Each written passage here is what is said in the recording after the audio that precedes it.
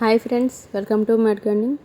ఈరోజు మన వీడియో కొబ్బరి పీచుతో దోసల పెనం మీద వేసుకునే ఆయిల్ బ్రష్ లేదా దేవుడి గుడిలో మనం శుభ్రం చేసుకోవడానికి వీలుగా ఒక చిన్న బ్రష్, చీపురు లాంటిది అనమాట. డైరెక్ట్గా చీపురుతో దేవుడి గుడి అయితే శుభ్రం చేయలేం కదా, అందుకని చిన్న ఈజీగా ఉండేలాగా మనం చిన్న ఒక బ్రష్ని అయితే తయారు చేసుకుందాం ఈరోజు.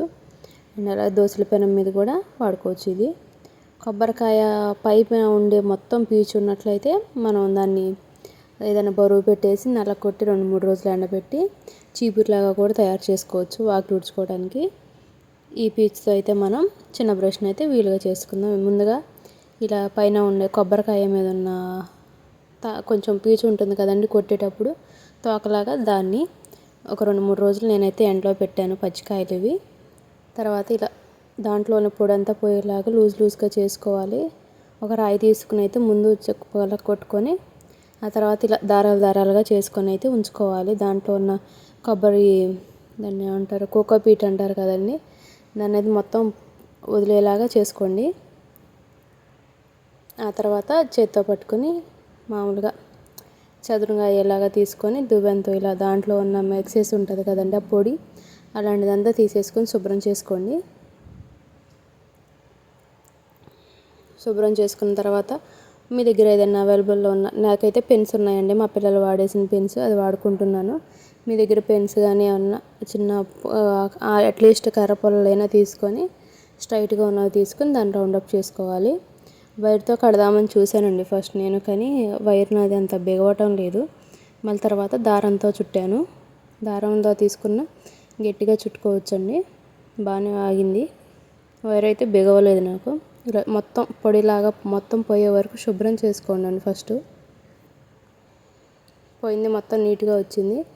ఇప్పుడు నాది అయిపోయిన పెన్ను ఉంది, ఆ పెన్నుకై చుడుతున్నాను నేను.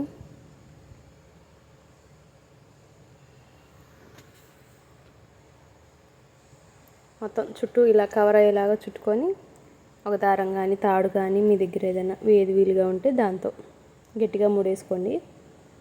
అటు ఇటు జరిగిపోకుండా ఆయిల్ వేసినప్పుడు ఊడి రాకుండా చూసుకోండి.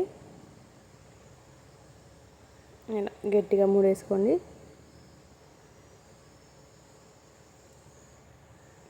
మూడైతే వేసాను, ఇది బిగవలేదు. నేను మళ్ళీ దారంతో కట్టుకున్నాను. మన మామూలుగా మిషన్ మీద దారాలు ఉంటాయి కదా, దాంతో కట్టుకున్నాను. ఎక్సెస్ ఉన్న దారము ప్లస్ చుట్టూ ఎడ్జెస్ కొబ్బరి మొత్తం ఎక్కువ ఉన్నాయి కానీ సమానంగా కట్ చేసుకున్నాను.